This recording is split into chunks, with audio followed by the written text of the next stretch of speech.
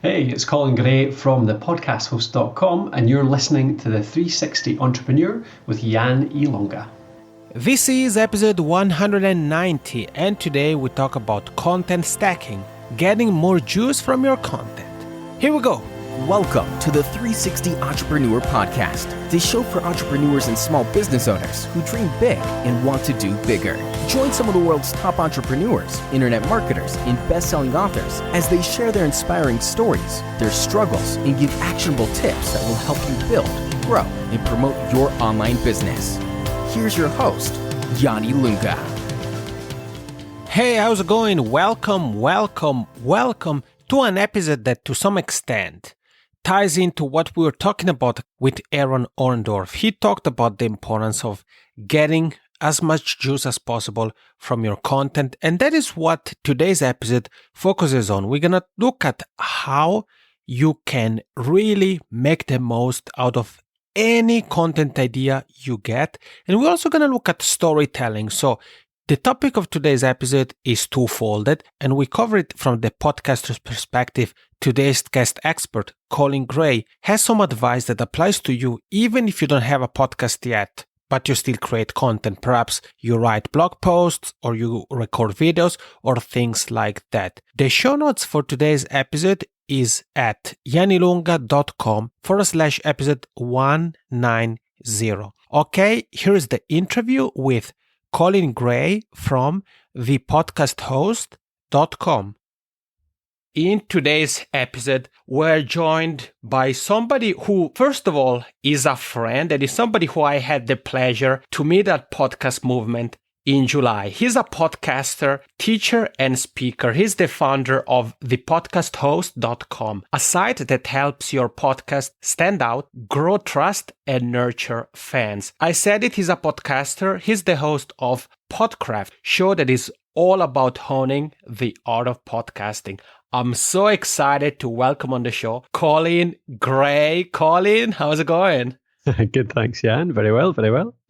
Man, it was so much fun to meet you in person in Chicago, because we got to chat for the Podcast Success Summit a few months ago, and then we met in Chicago Podcast Movement. Yeah. And I have to ask you about that, Colin, because we were talking a bit before we started here, and you told me that you recently went to the Pro Blogger conference. Yeah, and sure. Sometimes podcasting or even blogging can be kind of something that we do in isolation, right? We record by ourselves or we write by ourselves. So what would you say to the people who are here with you and I that attending a conference or an event such as Podcast Movement, Pro Blogger can do?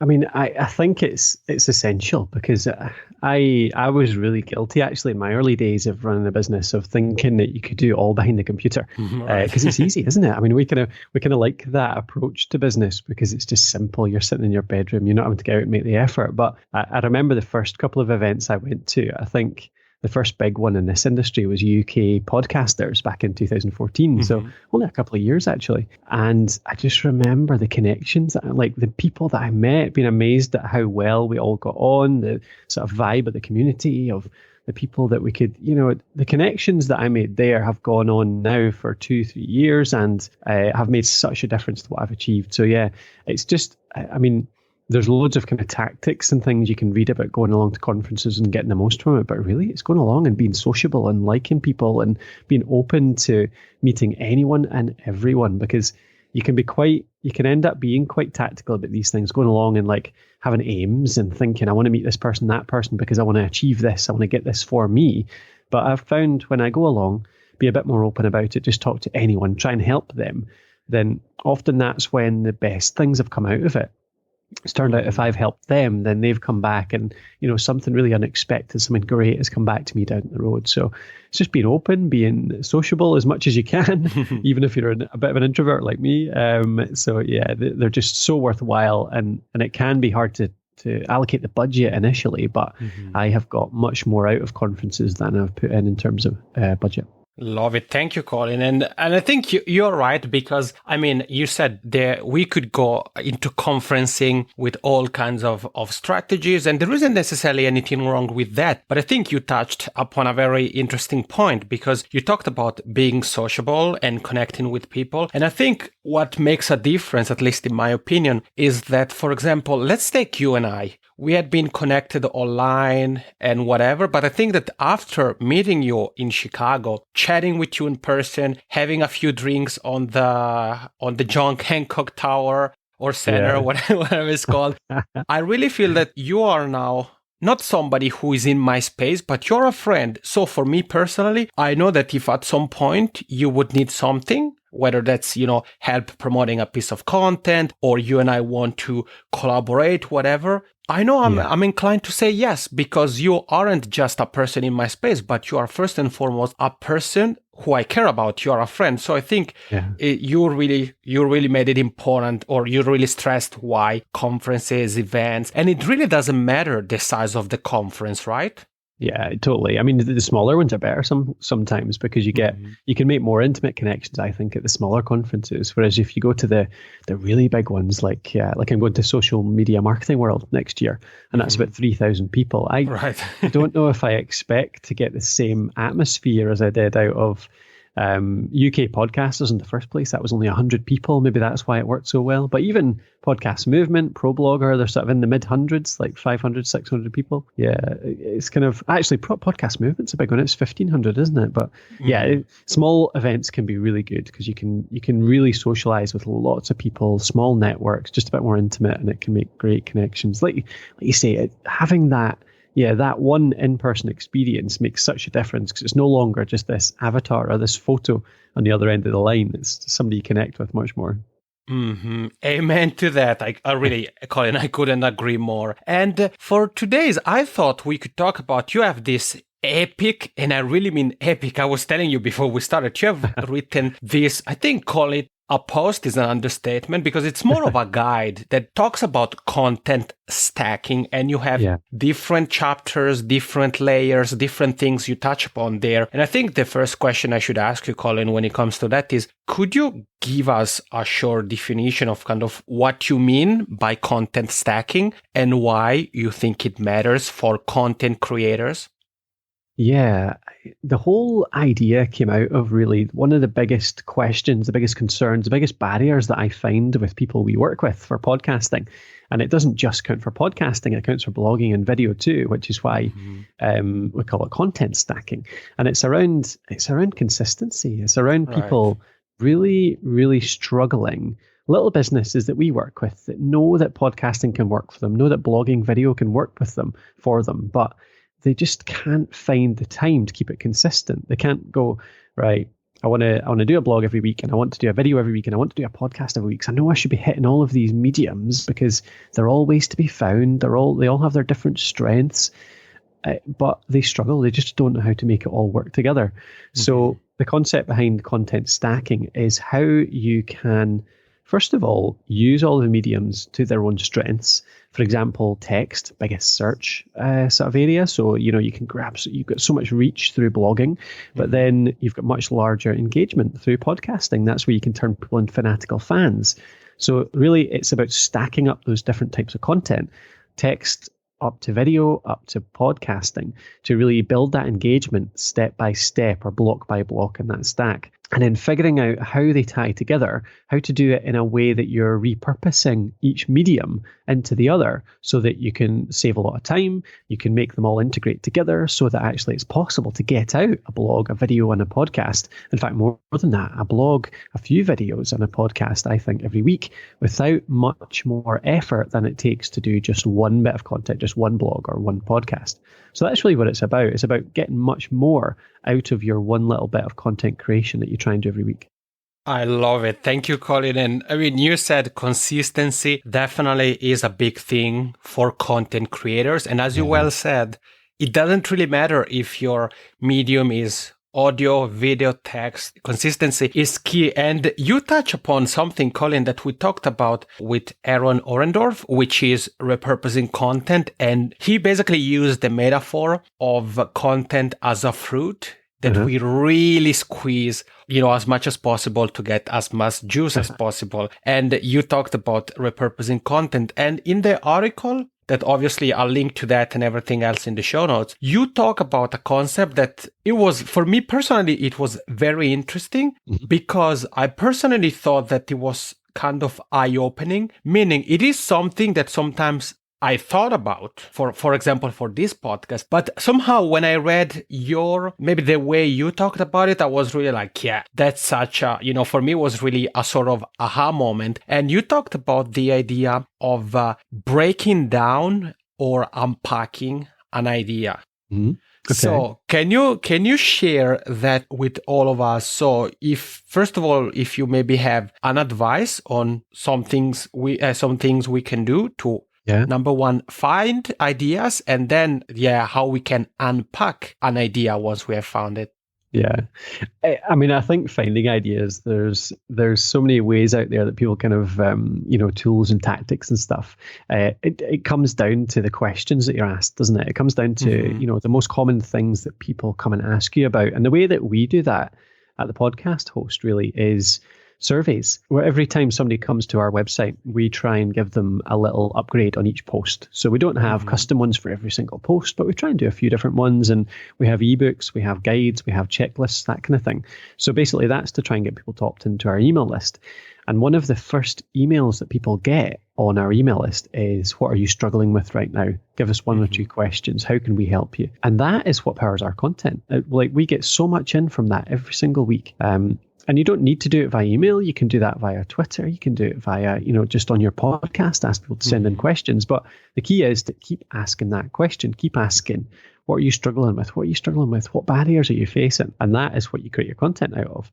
I mean, there's tools out there you can use for this, like BuzzSumo is a great one. Go out there and find what other articles are really doing well in your niche, and that can help you find those questions people are struggling with.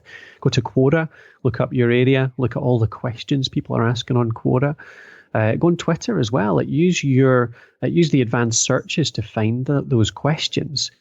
For example, for us, I would type in podcasting and a question mark. And then that means that every time somebody types in something, how can I do this in podcasting? What's the best podcasting microphone? What's the best podcasting editing application? And they put a question mark in, that comes into my Hootsuite column, which has that advanced search in it. So there's lots of ways that you can go in there and find these questions. When it comes to that question, unpacking it, I think that's a really important bit, because I think this is where a lot of people start to struggle with content ideas, because they don't go deep enough, they don't go narrow enough. Now, what I do, so say I get a question, it might be, what's the best? So say we take one of the most common ones we get, which is what's the best podcasting microphone out there? People love their kit. So what microphone should I use? And I might go, right, okay, that's a question. I'm going to write an article about that. And I have. So we have done an article which is just what's the best podcasting microphone. But if I wanted to really get the most out of that, squeeze the most juice, like you say, like your previous mention there, and this is what I talk to everyone about. It's about breaking that down into as many little chunks as you can and being really specific. So you might create a season out of this. Now, what you can do is you go, what's the best podcasting microphone? So I'm going to do a whole season of PodCraft on podcasting microphones. And trust me, we could do this, and people would do it, because people come in and go, what's the best USB mic? What's the best lavalier mic? What's the best dynamic mic? What's the best condenser mic? So we could easily break it down into those separate subjects. And I could create 6, 7, 8, 9 different episodes on the different types of microphones.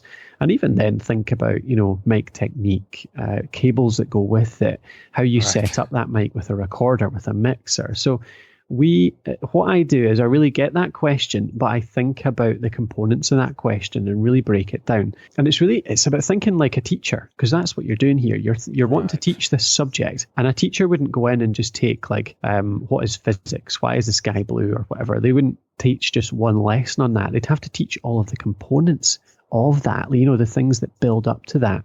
So you can't just do what is the best microphone. You have to say, well, actually, do you want to take it out and about? The best microphone for mobile recording is different from the best microphone for interview recording, which is different from the best microphone for studio recording. So you have to really break it down into those components. And that's really the start of how I think you get the most out of your content, how you become really consistent, because it suddenly becomes a lot easier to come up with content ideas because you're planning it as a big chunk. For example, I'll sit down and say, what's the best microphone? And I'll plan out a season of 10 to 12 episodes. And suddenly, after only maybe an hour of planning, I've got, 10 to 12 episodes, blog posts, videos, all planned out. And then for those next 3 months, all I have to do is sit down in the morning. There's no thinking, there's no planning. I just sit down, I look at what's the next one, and I just record it. So it cuts down on planning, it kind of batches your planning, I suppose, and it just makes you get much more from every single piece of content, every single idea, and it gives much more to your listeners because you're going much deeper. You're giving them the real detail. You're giving them sort of that stuff they're really craving rather than the surface level stuff. So that's how I think it breaks down. Man, Colin, my headphones are still on fire from from what you just said. I love it. And I really like the fact that you made the example of a teacher and teaching a subject, because I think for everybody who's here with you and I, sometimes we are so focused on the bigger picture that we don't think about things like that. So as you said, if we think about when we were students, we had any type of subject, we really went deeper into every single aspect. So I love the example you made of what's the best podcasting microphone, because that's exactly, I think, the way we should approach things. And even in Facebook communities, for example, when it comes to podcasting, for me, that's when I see somebody asking what is the best podcasting microphone, my answer usually goes in the direction of your comment, Colin, and I ask the person, well, okay, what type of recording are you planning on doing? Are you going to record in a studio, on the go, both? What is your budget? Of course, there are different components that go into that. And you talked about the Twitter advanced search and creating a Hootsuite list for monitoring the conversation. I love that advice. And obviously, you said it, there are many different ways we can find ideas. So I think that from what you told us, Colin, I think that the finding an idea isn't necessarily the difficult part, but the unpacking, as you said, that's where sometimes we struggle with. So thank you so much really for sharing that with us. And you talked about seasons. So you said for the microphone, for example, we could easily come up with content for a few episodes. And obviously that content could be for a podcast, for a series of articles, a video series. And when it comes to the structuring of the content, obviously it is important to have a kind of logical structure behind any piece of content that we create, really. So do you have any advice on how we can do that? So how you structure individual bits of content, is that what you mean? Yeah, for example, or even a bigger chunk, like could be a season of a podcast. Oh, I see. You're right. Okay, yeah. So I think structure in terms of the season is less important than just thinking about how you would naturally teach a subject. So thinking about, say I was talking about microphones again, let's take that example again, thinking about how you use a microphone well. The first thing I would always talk about is context, just like you said. So where are you recording? So we'd talk about recording environments first, talk about what the difference is between recording in a studio and recording outside, because that has a massive effect on what microphone you'd eventually choose. Then we'd maybe go into, how many people are you recording and what's the context in terms of the people you're actually recording. Because then if you're recording 2 or 3 people, that's much different from if you're just recording yourself. So in terms of the structure of the season, it's really thinking through as naturally as possible how, if you were to sit down with somebody and just talk with them about this for an hour, how would you go through it? And you know what? That's a great way to do it. It's a great way to test it, like to plan out a season, is to find somebody who's actually asking this question. You can you can offer some great value to your community by actually doing this with a group of them. Imagine you just got in contact with 2 or 3 people from your community, maybe some people that you had recently been in touch with on Twitter, or they'd emailed in a few questions that are relevant to this. And you said to them, hey, I'm planning out the next season of my podcast. Do you want to jump on a Skype call? And I'd love to just talk you through what I'm thinking about doing. And then you would start to explain it to them and they would start to ask questions, and you would get a really good idea of the order that makes most sense in their heads. Because as the expert, often you can, what's it called? The curse of knowledge or something it's called, I think. You don't know what you've lost sight of what beginners don't know and what parts that they are really unsure about.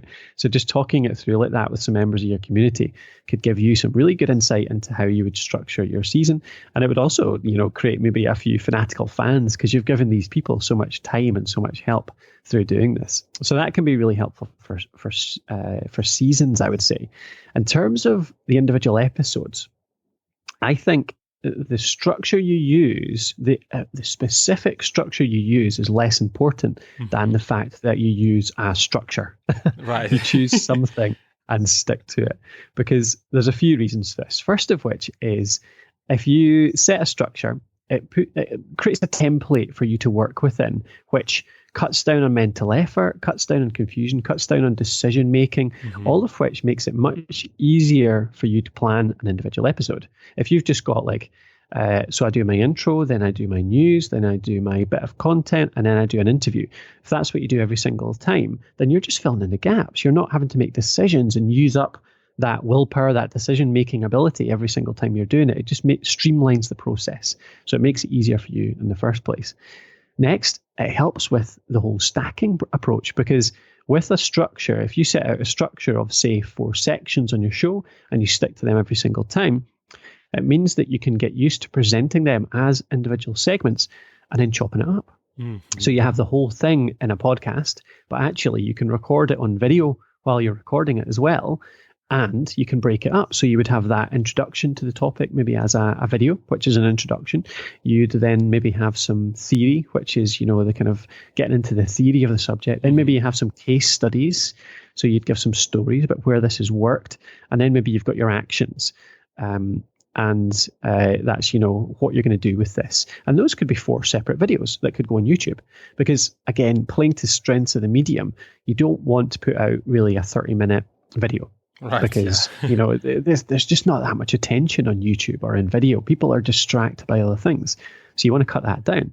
So if you record a 30-minute podcast, do it on video as well. You can put out the podcast for 30 minutes because podcasting can take that attention.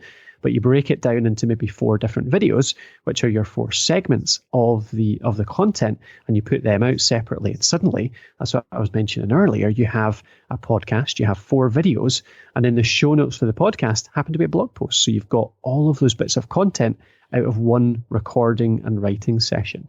So I think that's kind of one of the reasons. That's another big reason why I talk about doing structure. And that structure that I just mentioned, that kind of intro to the topic, talk about the theory, then talk about some case studies, some stories around it where it's been put into action, and then actions, how do you then put it into action? That 4-part structure, that's kind of my default, I think.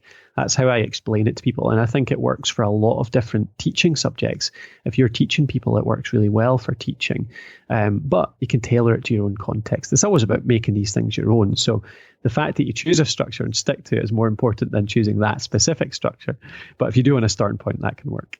Man, Colin, really, I don't know what to say. I think that because I think this episode with you has been really like a mind opener for many, or an eye opener for many people, because what you just shared with us is really a super strategic way to approach content. And you said it, we can easily maximize the effort we are doing, let's say, for recording an audio piece of content, and just simply add something as simple as a smartphone, for example, and record a video. Yeah. Or we put our webcam on, we record a video. And then you said we can take parts of that and make it a video series. We can take some parts of the audio, create teasers. So really, you have been touching on very important components that go into the entire content creation process. So coming up with an idea and how to unpack it, how to repurpose an idea into different pieces of content. And you talked about stories, or you touched on stories. You said case studies, stories. And I know that on PodCraft, so your podcast, you sometimes also talk about storytelling. Yeah. So would you happen to have any tips when it comes to storytelling for podcasters? Anything we can do to become better storytellers? Yeah, sure. There's a lot of practice just goes into storytelling. And it's something actually that I've been working on a lot over the last year. I've been trying to, so there's two parts to it, I think, actually. The first part is and this is a friend of mine, Kevin Anderson, talks about this, becoming a story hunter.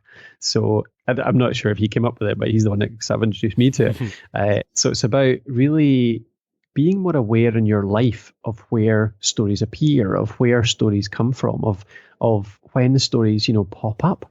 So if you're just out and about in your day, you're just walking down the street and something happens, like across the street, a car bangs into another car and you go over and help a little bit or something like that. Just think about that. Be aware of the fact that that could be a story that could demonstrate something. It could demonstrate a concept, and think about it.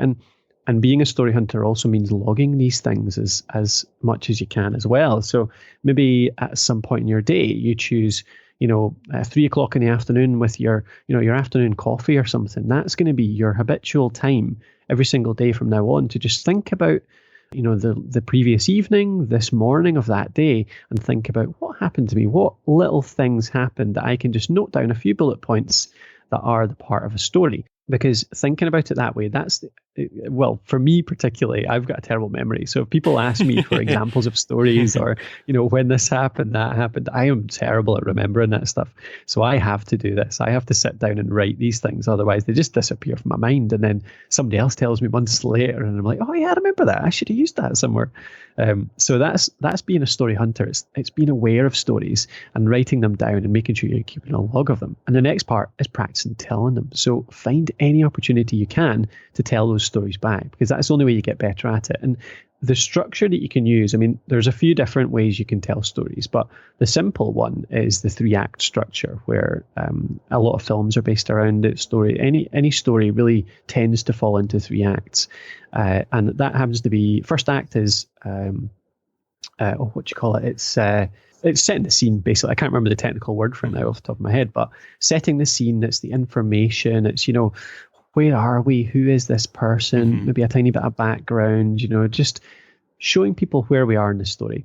Then act 2 starts with the drama. So something happens that changes things, something happens that puts in a bit of uncertainty. What's going to happen? So say that walking down the street, example about seeing a car hit another car. You're just walking down the street in Dundee. I'm going for my lunch. I'm happy today. This is what's been going on. Oh, and then suddenly a car bangs into another car over there. Is somebody hurt? That's the drama part. So that's act 2. And then resolution is act 3. So that's thinking about what happened at the end of it. What did you learn from it? What were the ongoing effects? How did it change you as a character?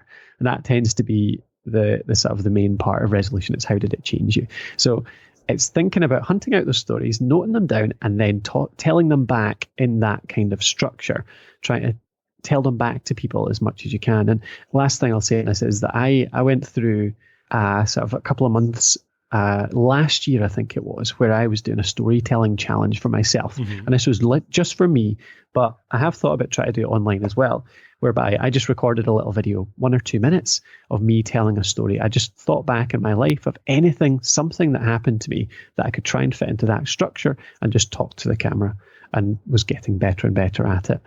Still not great at it by any means, but it's something that gets better with practice. So that's the main way I would go about that, I think.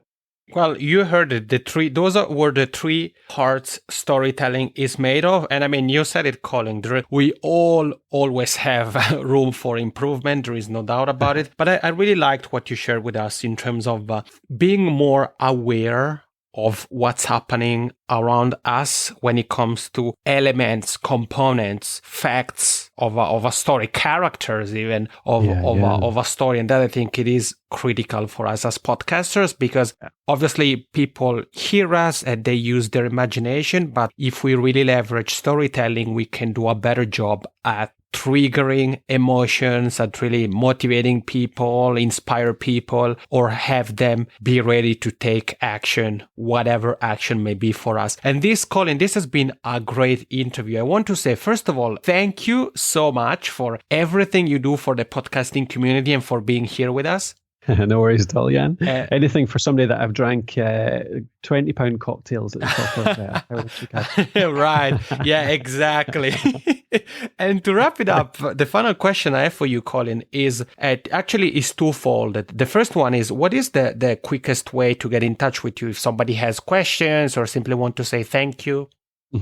I always welcome emails into the podcast host, so you can get in touch with the website, our team at the website, which is info@thepodcasthost.com. But a really quick way is just Twitter. I'm always on Twitter. I talk to people on there. So I am the podcast host on there. You heard it, at the podcast host, and like in every episode, I'll link to everything in the show notes. And Colin, the final question is, could you take a moment to tell everybody a little bit more about what they can find over at thepodcasthost.com? Yeah, sure. I mean, the podcasthost.com is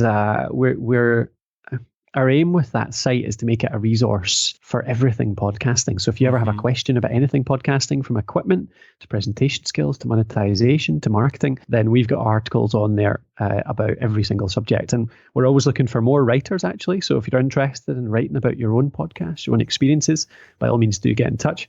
We put out a lot of free content there. And we also we're repurposing a little bit our offer in terms of how we how we generate our own income, in terms of we're creating a community very soon. So we'll be releasing our own membership community, whereby we'll be helping people to create more fans, essentially, through media. So through podcasting, but also through video and blogging as well. So if you're interested in that, pop over to thepodcasthost.com, sign up for the mailing list. You'll see sign-ups on any page. I'll keep you informed about that. Well, you heard it. So whatever you want to learn, make sure to head over to thepodcasthost.com. Colin, thank you so much once again for being here and for rocking this interview. I really appreciate it. You're welcome, Jan. It was a pleasure. All right, we are back. Colin, again, thank you so much for being here. And it was such a pleasure to meet you in person at Podcast Movement this summer. You heard it. This was the content stacking concept. So whenever you want to create content, you come up with an idea. Don't just go with it and run, but really try to break it down as much as possible. And keep in mind that the content, as Colin said, you create may be repurposed for other platforms, for other mediums. So you may create content for your podcast, so audio, but you could consider adding a couple of elements to also use it as a video, as well as written content. And there are so many different tools you could use to do those kind of things. And a similar thing can be said for storytelling. Colin talked about storytelling. He talked about the importance of really making that a habit and practicing it. And there are different platforms, again, you can use to get started with storytelling. So if you want to do that in a more private fashion, you can use something like Trello, for example, to take notes. Or if you want to get started and tell stories in audio form, an app like Anchor.fm could be fantastic. If you want to do that with video, then you could go with something like Instagram stories that you create. So as you get comfortable with storytelling, you will then do that on a more, let's say, public form. Again, the show notes for today's episode with the links to everything Colin and I have talked about, including these last resources I mentioned, is over at janilunga.com/episode 190. I just realized one thing before I say goodbye to you. This was the last interview-based episode of the year. In fact, next week, the final episode of 2016 is going to be only you and I'm going to give you a yearly review, an annual review, a review of some of the lessons I've learned in 2016. Thank you for listening to the 360 Entrepreneur Podcast. For more tips and tools, head over to www.janilunga.com.